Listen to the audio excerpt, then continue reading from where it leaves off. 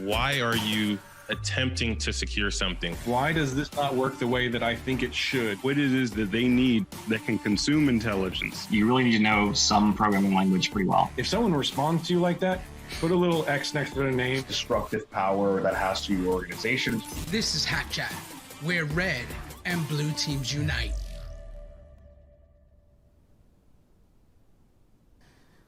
Hey everyone, this is Hack Chat. My name is Marco Figueroa. Today I have a guest that he needs no introduction. I'm pretty sure if you're in the hacking industry, you've used this tool. I'm not going to introduce him. I'm going to let him introduce himself. My man, my friend, HD Moore, go ahead. Hey Marco, thanks for having me today.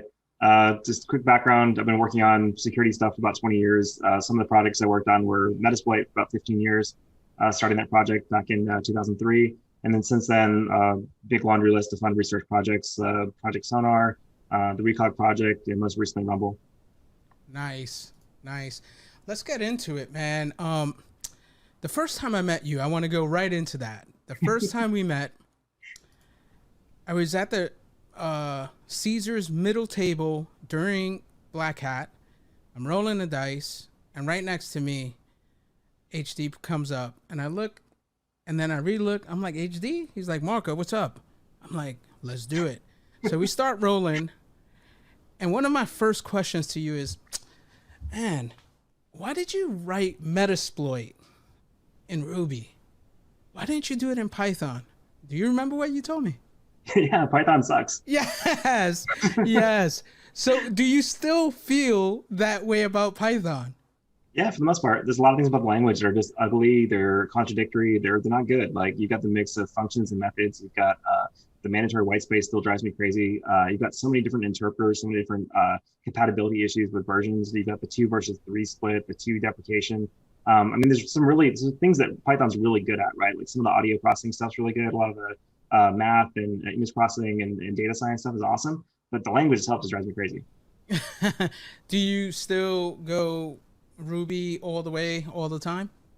You know, lately I've actually switched to Go for almost everything. I used to do Go for anything that like has to be solid and runs for a while. So all of Rumble's written in Go, for example, but I was still using Ruby for like quick scripts and data processing and stuff. But lately, like, I've gotten comfortable enough with Go that it's actually replaced Ruby for me as like my go-to for even just like basic CSV processing and quick scripts. Wow. Really? I thought you were a Ruby lifer. You are, but now why did you go with the Go? And for me, I'm starting to see a lot of people write their tools in Go. It's picking up steam now. So do you see that across the industry as well? Yeah, you're definitely seeing a big pickup of both Go and Rust lately. And the big reason for it is just portability. Like, when you build something, you build a Go binary or a Rust binary, it actually just runs anywhere. Like, you can build widely compatible binaries, anyone can pick up and download and run. Like, the biggest challenge I had working on Metasploit with the Ruby backend was, okay, step 1 is install the right version of Ruby, and then install all the dependencies, and then bundler, then the right gems, and diagnose whatever build problems you have, and then fix those problems to get the permissions right. And then maybe you can kind of sort of hopefully run Metasploit. And it was so much setup work just to get to the point of having a working interpreter. It's so awesome having a language where once it builds, you know it's going to work. Yeah. So when we started, it was more like a community. Now it's an industry, these trade shows, Black Hat. How did you get into hacking anyway? I started like kind of pre-internet, like very like focused on phone lines and BBSs and that whole bucket of things back in the day. Like, I love the fact that you could just pick any number out of a hat, dial it with a phone number, and end up in a very weird country on a weird phone line on a weird modem, like talking to a radio station, talking to a Kmart HVAC system. Like, it's just crazy that you can just pick up a number and it can take you to some random place in the world. And I feel like that view of exploring the dark really has carried me forward from the BBS days all the way into internet-wide scanning, into doing exploit dev and research and everything else. I love that feeling of kind of exploring the unknown. Nice. Did you used to pick up any books or magazines or anything back in the day? Yeah, I still have a big bucket of them behind me, like Blacklisted 1411 and the early 2600s before they got way too political, things like that. But I mean, really, back then, the gold mine really was getting like the Rainbow books, getting the Intel chipset manuals with all the instruction assembly references, getting all the telco documents out of their dumpsters so you can figure out how their switches work. I still have like a bunch of telco equipment manuals that were pulled directly out of AT&T's dumpsters back in the early 90s. You find any way you can get it. I remember I finally found advanced programming in the Unix environment book at a local thrift store, and I was so happy. Like for $5, I got this book that normally ran like $60, and it was the best book ever. And I kept that book for like 15 years before I finally gave it to a friend of mine. And same thing like TCP/IP Illustrated, like all that stuff. I think these days like books are a little bit less necessary because technology is moving so quickly. It's hard to write a book that's still relevant. Yeah. But there's still a lot of fundamentals that are really good to have in paper forms. Yeah, yeah. Let's talk about Breakpoint. At least for me, you guys were the Google Project Zero of your day in the 2005 and 6. I believe it was that time range. Can you discuss what you were doing there and how it like you transitioned into that, and also it felt like you were doing that and the Metasploit project? Yeah, sure. So like late 90s, I ended up working for a government contractor for a bit, building attack tools. From there, we spun off my first startup, which is Civil Defense, and then spent about 5.5 years there building out the ops team, pen test team, tools, MSSP backend, vuln scanning. And I was kind of looking for a change. I wanted to do something very product focused, but also still security. And at the time, I was working on Metasploit as kind of a side project. And I got an offer to join Breaking Point as like either the first or second employee, depending on how you look at it. And the cool thing about that product is it's very focused on building a single appliance that could like test a security device from every angle at once. So it's kind of like an octopus box. You'd like wrap it around a firewall from every single port. It would send traffic through every port, every way. It would measure both like performance characteristics, like how many sessions can it ramp up, how quickly. It also measured things like IPS performance, like can this detect my exploit when I encode it this particular way. So it was really cool because it was one of the first jobs I had. It was literally the first job I had where they wanted me to work on Metasploit as opposed to were somewhat embarrassed by it. So it was cool because I got to work on my open source project on the side, and I got to use a lot of the work that I was doing on Metasploit on our actual commercial product. And those things went hand in hand for a very long time. We got to build a really cool research team, got to do a lot of fuzzing work. We found a lot of bugs. We worked with a lot of zero day. It was a lot of fun. Yeah, I mean, that's the way it felt like when you were working there, like Metasploit took off. And when did it really hit, like everybody started using it and the community really got into Metasploit? I just feel like it was like not an overnight success, but like 2005 or 6 or something like that. I'm not too sure, where it's just like Metasploit everywhere. Yeah, it took a while to get there for sure. The first started in 2003 and basically just got made fun of for years straight about how crappy our exploits were and how it was a script kiddie tool and it was terrible. And, starting in early 2004, Spoon M joined the project. He basically started off saying, your code sucks. I'm like, okay, fix it. So he did. So that was a great way to bring someone on the team. And then Matt Miller started shortly afterwards. And those guys were awesome. They really helped kind of build the core of the product. Between the three of us, we were able to kind of build this whole like Legos kit of exploit dev and shellcode and coding. And we thought it was a really great way to preserve all the cool research the security community was doing in a functional form. So if someone had a cool way to like bypass an IDS or to exploit this bug or to do a egg hunt, we would actually put that into code and maintain that code forever, basically. And then there's always this working example of that cool research, where most stuff, once the research is done, there's a proof of concept put out there. That proof of concept doesn't work 5 minutes later, right? Let alone a year later or 5 years later. So it's a really cool way to kind of preserve all that work. And when we did the rewrite from Perl into Ruby, we had to basically push forward all that stuff all over again to keep that rolling. So it's kind of like this big, Katamari amoeba of security research constantly rolling forward, trying to provide like a functional implementation of all the cool stuff the community is doing. Ooh.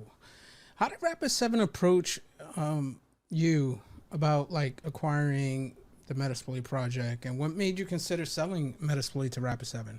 If that's the way it went down, I don't know. Yeah, at the time I'd been spent about 4 years at Breaking Point. We're building some really cool stuff, but I had a kid on the way. I was starting to think a lot more about doing things with the project full time. I'd already been doing training for Metasploit like once or twice a year anyways. That was kind of paying for all of our hosting bills and helping kind of fund the project.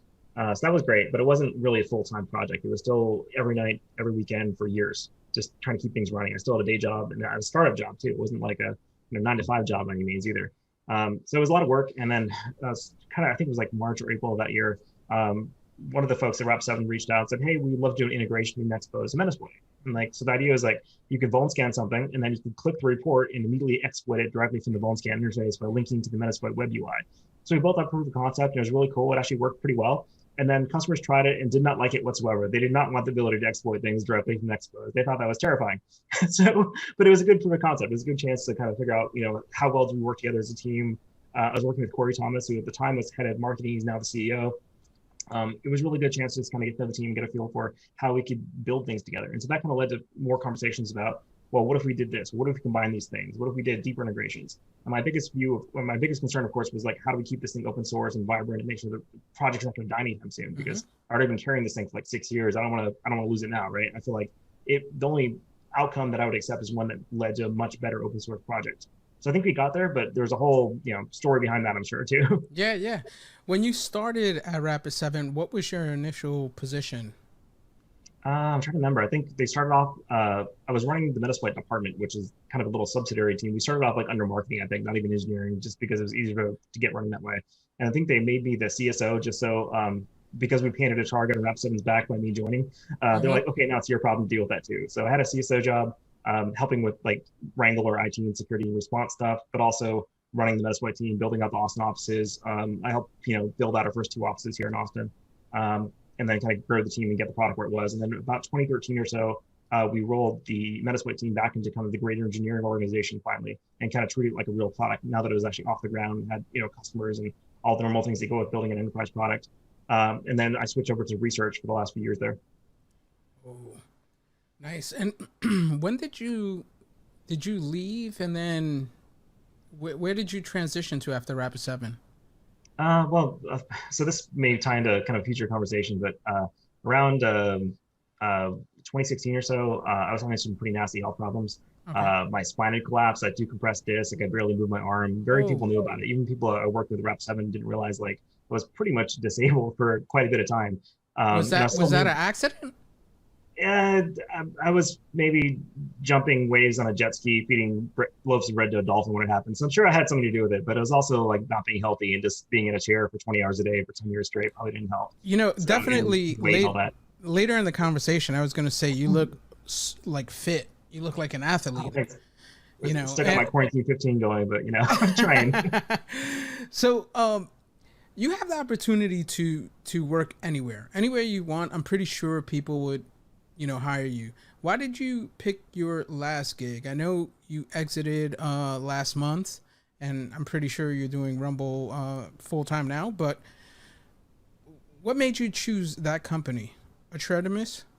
Yeah, Atreides. The cool thing about it was, so I started doing consulting work in 2016 just because I was at home, my spine hurt, I was trying to figure out what to do. I didn't want to do Rapid7 job anymore, so I started doing some research stuff. I had a couple ideas for businesses that I wanted to test out.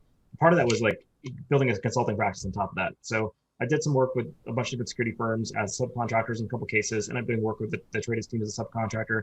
And I just really like working with them. They're a really nice team. They're cool. They're the most empathetic employer I've ever worked with. Like, they really cared about the health of their employees, the health of their customers. And at the time, my health being not so great, it meant a lot to me that they were willing to work around my doctor visits and things like that. I ended up getting 2 rounds of disc replacement surgery, and that set me out for a bit too. And then I had like lift limits. So about 8 months at the time that I was like doing subcontract work for Atreides, I was having like all kinds of nasty medical issues, and it just blew me away how compassionate they were and how willing to work around all that stuff I was. And I've never worked for a company that was able to provide that much flexibility. Yeah, I mean, one of the things I like about big companies, I call them Titanics, your Intels, where I used to work at, Google's, Facebook's, in a way, I don't want to say they limit you, but they put roadblocks and lawyers so you can't like do side projects like you do, right? But when you're in a startup or a company that just went public, it's more like a speedboat. It like, you want to do it. Like, go ahead and make that happen. So I understand why now you went that route, and look at the cool projects you're developing. But it's interesting. You went through some ordeal in 2016. Switching gears, what is a critical skill that you would recommend for someone starting in cybersecurity? It kind of comes down to, you really need to know some programming language pretty well. Doesn't matter which one it is. It can be Ruby, Java, JavaScript, Python, Go. Pick something, be comfortable writing code, because there's so much stuff we do today that if you can't automate it, you can't script it, you really can't understand it that well. You really can't verify your intuition and say, this thing looks like it's broken, but how do I prove that? So I feel like that's the hardest thing for a lot of folks, is getting at least a little bit of programming experience and being comfortable kind of scripting stuff up real quick. You don't have to be like a enterprise developer by any means, but just getting to the point that you can do that. And I think like step 2 there is really understanding both TCP/IP networking and web applications, because those drive so much of what we do every day. Doesn't matter what kind of security work you're doing; those things will be relevant to your job somewhere. I need to get a bell, like a ding. Like when nuggets are dropped, I need to get a bell. That's my goal this week, because you're right. I had a few people on the show and they said the same thing, right? Pick up a language, understand it, go in and outs. But I like what you said about the web apps and the TCP. I completely agree. How did you get into vulnerability discovery, and did you read books? Did you do any courses? Well, I started off like with a bunch of hoodlums on RC, like a lot of folks do. Like we came out of the BBS days, we met up in like Where's Channels in RC and drone base and all that stuff in FNet, and that turned into like just hanging out with a bunch of hooligans. And a lot of that was having fun exploiting stuff right in the early days, like back before this became a professional thing. It wasn't like people were going after and hacking big companies. It was mostly just hacking each other because we thought it was hilarious. Yeah. So it was a lot of like trolling your friends and messing with them and stuff like that. That led to like, oh, okay, let me go find a bug in this thing. Let me go find a way to exploit this thing and dig into it. And that eventually became a career. And when I got my first job doing security work in like late 90s, I was like, wow, I can actually like find bugs and then go exploit them. This is great. And haven't really looked back since then. It's very much like finding vulnerability is almost like a superpower. You go from being limited to here's what you're allowed to do to like no, I'm just gonna walk through that door anyways. I'm gonna break through. Now I think it's a lot of information overload. There's so much things coming out. It's like you almost have ADHD in terms of what to focus on, because this is so cool and that's so cool. So it's a lot of people ask me for advice, right? I always say, hey, what is it that you want to do, and then I could provide value by telling you what I think you should do, right? You don't have to listen to me, but this is what I did, and you could do that, right? And I tell people like enter in cybersecurity. I'm like, exactly. Learn coding and take a speed reading course, because you're going to read a lot. Like I always tell them that. Take a speed reading course. There's always going to be, books that you have to read, blocks you have to read. The faster you could go through it, the faster you could digest it, the more information you know. I always believe in winners and people that don't win, which is the opposite, which is like losers. But I don't like saying losers, but people that don't win. And what changes that, I believe, is the key to success of like mentoring and coaching, which opens unlimited, potential for that person, is they don't believe in themselves. So I think as a coach, for me, if I'm mentoring or I'm assisting anyone, I try to go ahead and give them value. How do you help people that do not see what you see in them? I think it's difficult because there's sometimes someone's lack of self-confidence looks more like lack of motivation. And you got to tease those two things apart. There's definitely scenarios where folks are not actually motivated and they don't really care that much. Like, if there's I'm sure I saw this thread on Twitter somewhere, but someone's talking about how, one of their pen testing friends complains about not getting the cool job or not being able to work for a boutique firm, whatever it happens to be. But every night they're just playing Call of Duty for 4 hours straight. It's like, well, that's a priority at some point. At some point you have to say, I care enough about this thing that I'm going to spend my time and my free time and, every waking moment I can to get better at it. And that kind of goes up against some people's view of work, which is like work should be what you do to pay the bills so that you can live. So it's hard to really say. I think in some cases, folks are being sabotaged by their lack of self-confidence. And other times they just want to have a regular life. And sometimes that means trade-offs with work. Mm-hmm. And, it's funny that you say that. I always say, look, if you're happy where you're at, cool, play those Call of Duties. But if you're not happy and you're not satisfied, you need to grind. You need to put in the work. There's no substitution for hard work. And I think trusting that process of just grinding every night. I remember, I knew cybersecurity, the hacking industry, when I used to call it back in like 2005 and 6, I knew it was for me, right? And I was like, look, I'm going to trust the process. I'm going to go ahead and grind. I don't have a job in it. I don't even have a job in IT. I worked at Home Depot. I have my first paycheck that reminds me. And what I did was I was like, I'm just going to trust the process every day, step closer, and move forward. And what I found was that I was getting better every day, right? That pain and threshold, for me, I think built confidence. But not only that, a lot of people quit after 6 months because they don't see that result, right? I worked at Home Depot for 1.5 years before I got my first IT job at Mercedes-Benz, right? Doing desktop support. And I was like, now I got my foot in the door. Now I'm going to go even harder because I'm just trusting the process, right? And one thing that I found, like, I think it was my second DEF CON, I said, man, everybody here is pen testers. I don't see defenders. I want to be a pen tester. Okay, I'm going to learn reverse engineering, right? I was like, okay, there's not a lot of pen testing jobs out there. I'm going to, figure out how can I get a job on the defense doing reverse engineering? And that was malware. And that was, at the time, it started to pick up and explode and stuff like that. And, I found my niche just like looking at, okay, this is my passion. I know it is. And how do I curve my own lane that I'm not seeing and trust that process? So, for me, I would say the same thing for anyone. If you have the passion, you have the grind, and you're not there yet, push through that pain to get there. So that was a long-winded reply to what you said, but it motivates me to hear, you say something like that, because a lot of people you see on Twitter, oh, I didn't get this job or whatever. And it's like, okay, you didn't get it right now. Are you willing to put in that work? So that's important. So when did it dawn on you that you really were finding good at finding vulnerabilities, writing exploits? When did it hit you?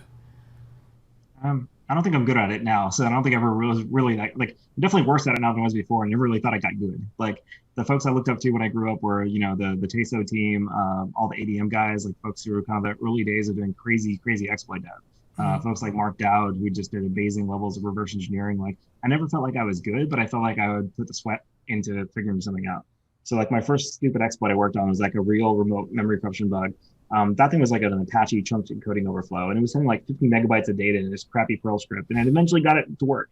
And it just meant chipping away at it. Like I never took a formal programming class, never really understood how like C worked until years into my career. It just took a really long time for me to kind of get there. And I feel like even these days, like as you get older, learning new stuff actually feels like it's harder. It feels like your brain does not want to learn new things. It complains. It says, no. Like I'm feeling uncomfortable. I'm not feeling confident at this. Like I'm already a senior at what I'm doing. Therefore, this should be easy. And it never gets easy. Like I've been, like I tell my kids, like, you're learning something because you don't like it. Because your brain says, no, this sucks. No, I want to quit. Like even once you get older and once you feel like you're established in a particular industry, like you can definitely tell when you're learning because your brain is not a fan of what's going on. Like, how do you push through that pain? Have you trained your mind to push through it? A little bit, yeah. I mean, the two steps are think about the outcome you want. Like, hey, what I really want is a shell in this box. And I'm going to find a way to get there one way or another. I'm going to get mad at this box. I'm going to get so angry with this stupid virtual machine that I will get a shell on it if I have to, whatever it is, right? So that helps to think about the outcome. The other part is like, just take one step at a time. Like, okay, what's the very first thing I have to do? Well, let's get the heap groomed. Let's make sure the memory looks like this. Okay, now that I got that, okay, what can I control here? Let's make that part reliable and just inch forward. It's so, I think one of the problems we have with media today, especially how we represent security research, is when you see someone's amazing blog post or exploit dev, you're reading it all in one sitting in like 5 minutes. It's not super clear that they agonize over that for 1.5 years to get to that point. And that's why it's just kind of unreasonable expectations, because it's so quick to consume this information and so difficult to really create it and do the research and the work behind it. I think it makes us doubt ourselves that we're taking too long or too slow when we try to do it ourselves. So at least for my case, I feel like I've never really been good at it, but I'll keep chipping away at something until I get there. Yeah, I tweeted about that, I think a month ago, right? I tweeted, look, no one sees the hours, the blood, the sweat, the tears that you put in. All they see is the end product, but they don't see that grind, right? How many hours you put in, the things you do. And they think it's easy. Like, oh, I could have did that. It's like, there's a lot of research that goes behind it. And, you got to keep focusing, keep doing, what is your motivation to keep innovating, doing cool projects and taking yourself to that next level? If you mentioned before about like how it's gotten very ADHD trying to keep up with everything, and especially this, being in security for 20 years now, I just gave up. Like I'm not going to be able to be good at anything anymore. Right? I feel there's only very few things I can be better than average at now, and I just have to pick which one those are. Like I'm no longer good at exploit dev. Once Heap started getting super crazy, once ASLR became a thing everywhere, it was like this is starting to become less fun for me. Like I like getting a shell quickly thing. Now it's more of like I'd rather go work on logic bugs or discovery or things like that. So I think for me, it's really two pieces. It's having a very clear goal. Like I want to do this really cool thing, and I know I can get there if I do all the work. And I just have to, chip away at that one day at a time until I get all those pieces together where I can connect them like Voltron and finally make this thing happen. And for me, that's really exciting. When I've been working on a project for months and I finally have all the components that are ready to go, they connect together and actually get the results I wanted. Like especially with network discovery work, I love that stuff because you take all these tiny little fingerprints all over the place and you finally connect all of them. Then you have like, oh, it's a toaster. You actually know what the device actually is, but it takes like building so much little work to get there. But I like that process. Yeah. For me, it's the same way. If I was 20 years old, I would tell myself like the same thing, trust the process. But I think I would say, be self-aware and learn how to learn, right? Because there's so much stuff, right? A lot of people go wide and want to know a lot rather than deep in one subject. And I find myself, constantly in like two lanes, and trying to always go deep in those two lanes, and everything else is like, okay, I know I'm not going to be a web developer, right? I just got to understand how things work, but that's not my lane. That's not what I want to do. So yeah, it's really interesting times, man. What have you been doing during this lockdown or just quarantine, with COVID for the last, I think it's 9 months already? We're into this. Yeah, I mean, I got lucky. So I started a company a couple years ago, Rumble Network Discovery, and it's running it solo until about a month ago. So there's unlimited amounts of work. It's like legal, accounting, business stuff, funding, everything else in between. So I have not had I haven't really had a weekend off in a couple of years. And so from that perspective, like lockdown's been great. I've got a really good excuse not to leave the house. I don't have to go travel for meetings anymore. Like I don't lose the time getting to and from a meeting for something. I don't have to worry about putting on pants half the time. Like these are all, it's or fancy pants at least in that sense. But I feel like at least lockdown for me has actually been really helpful for being able to focus on work. I know other folks, it's been difficult for them, especially folks who get their energy from going outside and meeting people. But I've always been an introvert. So for me, being in my cave 20 hours a day has actually been pretty good. Yeah, same here. I love to be in front of a computer, and like I was saying earlier, before we started, it feels like the IRC days where there were no iPhones or laptops that they were laptops, but they were like $3,000, right? At the time, you had to have your keyboard in front of your monitor, your CRT, and just like do work. And I feel like I'm there. I'm back in 2002, 3, 4, where I was just in the basement going at it. So I am enjoying it as well. Let me ask you, so you had all these surgeries and everything, and you look fit, right? What did you do after like the surgery and you recovered? Did you just say, hey, I'm going to focus on my health? Well, I had some other stuff going on with life too. I ended up getting divorced shortly after my second surgery. That definitely helped kind of think through things. I actually recently remarried last year, so that was awesome too.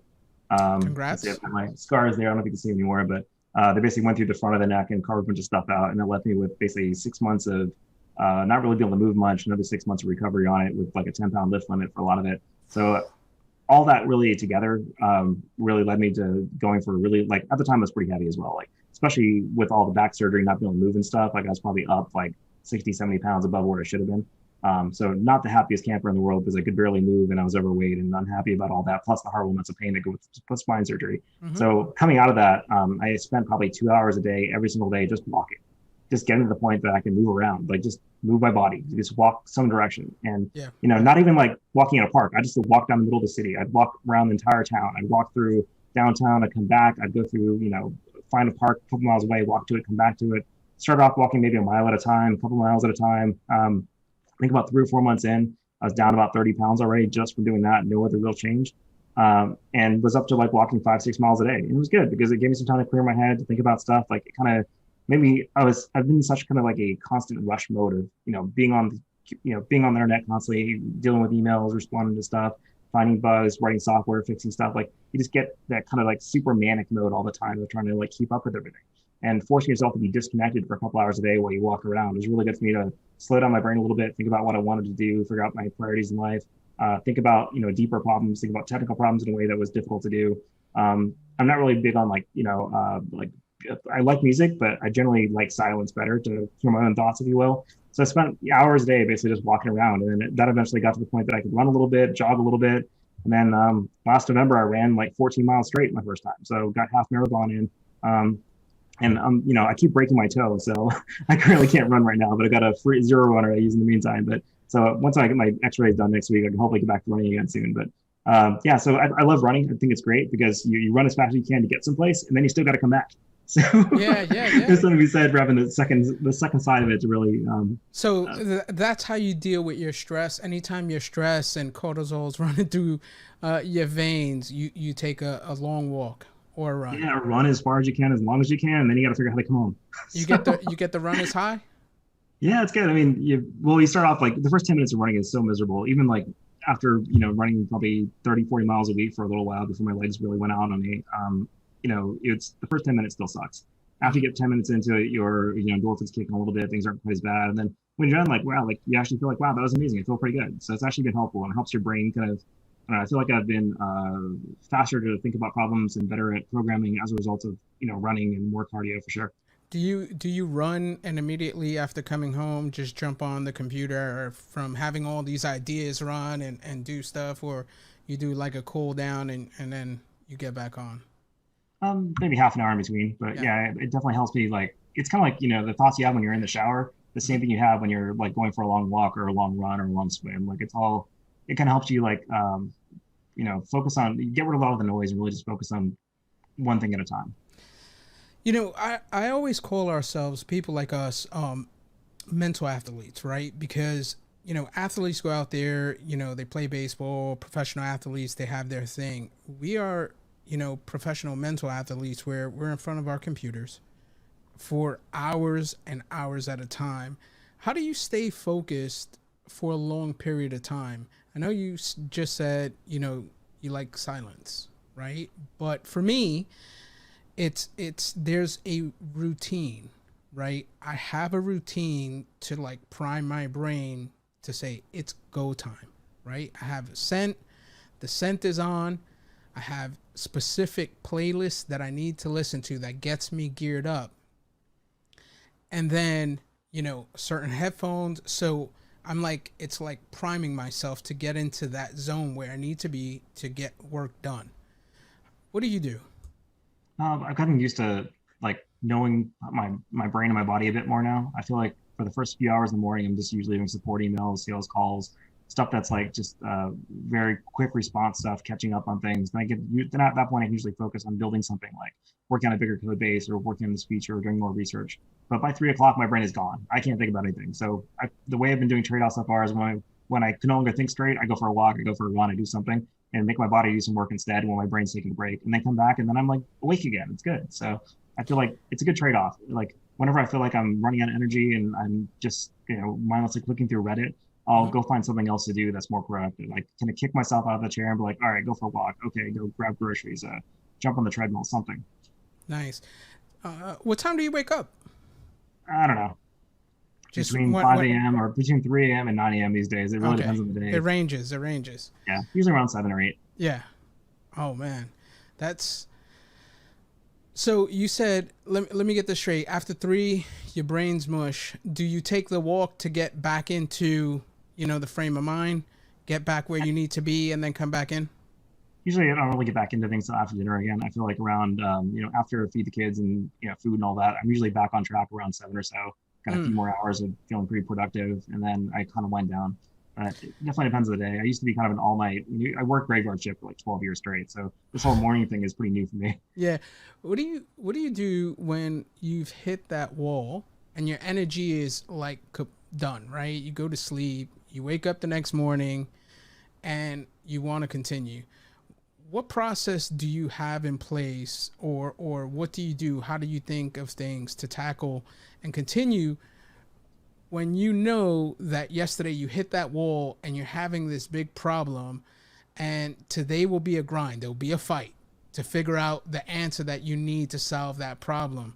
Do you wake up understanding that today is going to be a 10-hour, 15-hour day and there's going to be issues? Yeah, those are definitely days I wake up at 3 a.m. and just jump straight into it, because I'm not going to be able to sleep right anyways. I feel like if I'm not worried about the problem, and I won't be able to sleep. So I'll get 3 or 4 hours of sleep. I'll hop up, I'll chug some coffee, and I'll grind through till about 11 a.m. straight. And then usually by that point, I'm ready to do all the boring stuff for the day. Oh, you know, there's sometimes my brain clicks on is like, nope, you don't want this pain. Like, seriously, you're gonna go through this pain, and it's hard. And I like, there's this countdown that I do: 5, 4, 3, 2, 1. Act, do, make it happen. Like, you're not gonna talk me out of grinding, because the grind is gonna be hard, right? Yeah. Let's talk about Rumble. What you've created. Take me through that. Take me through what made you decide to go down this lane. I've been doing kind of like offensive security work forever, and it seems like I've either been on the consulting side, actually breaking into stuff, or on like the research, R&D, and product side, where I'm building a product to automate some of that. And one of the challenges that we kept running into with every pen test I've ever been on, with every product I've ever built, is the discovery phase. Like, what's out there? What's on the network? What's the network scope? Like, I can't tell you the number of times we've told a client, hey, this network over here, it's actually full of vulnerable stuff, and you never tested it because you didn't know it was there.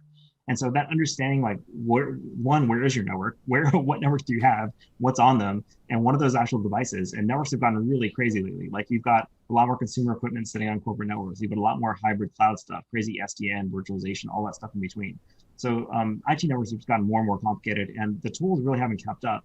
The 2 kinds of tools you typically see security teams using for IT inventory are an IT-focused tool, like your SolarWinds type stuff that's based on authenticated credentials, your LAN sweepers, things like that, where you give it a credential, it scans everything and tells you things about what's on the network, which is great as long as you have credentials and network access to it. And on the other side, which are more common, that security teams are using their vulnerability assessment systems, they're using their firewalls or SIEMs as inventory. They're basically using the secondary output of these existing tools as if it was the inventory for the network. So for me, I looked at this and like, you know what, we really need a tool that just does an amazing job of telling you what's on the network, and that's it. Doesn't try to sell you a risk score, doesn't try to, do vulnerability scanning, doesn't require credentials to do any of this stuff. But doing that is really hard, because you have to how do you scan firewalled machines and identify things like their MAC addresses and host names and OS, even though you can't directly talk to them half the time? And so we do a lot of really crafty stuff in Rumble. Rumble's like, if you were doing exploit dev, but instead of wanting a shell, you just wanted to identify what the device was, we do the same level of like crazy research. Like, we'll pull SNMP entries out of a neighboring switch to tell you what a given Windows machine is running. We'll do all kinds of crazy fingerprinting of different like UPnP and SSDP services. We find ways to pull MAC addresses out of encoded strings and TLS certificates. So any possible way, hook or crook, we can tell you what a device is, we'll do that. And so it's a really cool kind of research challenge, which is with no credentials and almost no setup, how can I tell you everything on the network really quickly? And that's really what we're trying to do. Yeah. So has this been going on for, when did you go ahead and start the project? It's been more than a year already. Yeah, around 2018 is when I got up and running with it, but and I was doing it side by side with the traders for a little while. They were really good about letting me kind of run my side business for a while, and then they became the side business, and they're really friendly about that. Like, I started off as a subcontractor and wound down my time there until finally I was doing part-time work with them again. So it's been about 2 years, and we've I think March 2019 was when we did beta. And we've got about 3,500 users now, 125 customers. We've got 3 people signed on to join the team, hopefully 4 soon. So lots of stuff in progress, and it'll be like a real thing soon. Nice. Are you looking for VCs or not yet? We haven't announced anything yet, but we sorted out some, like bootstrapped everything up to the point that we're profitable, and then ended up raising a really small seed round anyways. Just because the terms were good and the VCs were great. So we'll probably announce more of that next year. Nice. Now, let's get into the story about when you were in Vegas, 3 a.m. I tell this story all the time when we talk about like craps or gambling. I want you to tell the story you told me that day that we met in person. It was during I forgot what year, Blackout or DEF CON, and out late one night going to like all the various parties and stuff. And I like the game Craps because there's lots of things going on. Usually it's not a single deal being dealt. There's all the roles, all the side bets. It's fun watching the people. There's a lot of stuff around Craps that I just find really fascinating about how folks interact with the game, not just the game itself. So I was stumbling back into the casinos at 3 a.m. Is mostly all the high dollar tables, the only ones open still. So I went to a table that's mostly empty. I was like, okay, I'll just roll for a little bit, it'll be fun. And this guy shows up, and early 30s kind of guy wearing a suit. He's got a lady on his arm and this big suitcase, and I realized he's handcuffed to the suitcase.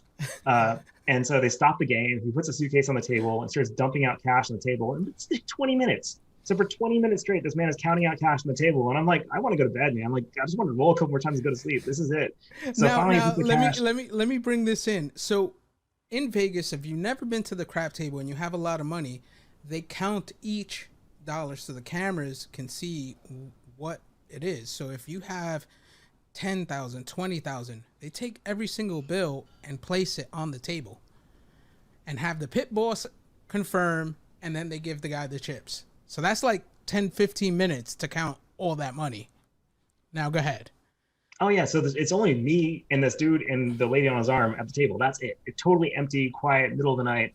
And so 15 minutes of waiting for this guy's money to be counted, like 50 grand and hundreds. They finally say, okay, so I was rolling because I was, basically playing before I showed up. So normally in craps, there's two main bets, like pass bet or don't pass bet. Don't pass is kind of your jerk move. That says, I think the person rolling is going to fail. So the guy puts all $50,000 in the no pass line. I immediately hit my number and he loses all of it. Like this. Yep. You hit a 7 or 11? I made about $20 and he lost $50,000. And the worst thing is he brings the suitcase up and does it again. So an hour goes by and he keeps playing on the don't pass bar and he keeps losing $50,000 a pop on it. And I made about $60. But I was just laughing my ass off at that point. I thought it was the funniest thing. This guy kept betting against me, this ridiculous amount of money. And I was like, I'm going to bed. This is ridiculous. Yeah, that was my experience. I tell you, for 3 rolls, usually 3 rolls is around 3 minutes. It's around 3 minutes. Everyone place your bets, you roll. But when you have someone that's bringing out this cash and they have to count it every single time, that's what happens. So I love that. What is next for you? Rumble's been great. I'm looking forward to growing the business, having more customers, doing more cool innovation and network scanning and network discovery work. I love the mix of solving real world problems and research I get to do. And we're just really excited to build the team and do more. Thank you so much. I greatly appreciate your time, HD. It was fun, pleasure. I can't wait until all of this is over so we can go to a con, hang out, chill. Do you have any last words or anything? Oh, no. Thanks again, Marco. It's been great. It's great to catch up again and hope everyone's safe and happy out there. Absolutely. Thank you so much. You take care. I'll see you guys next time.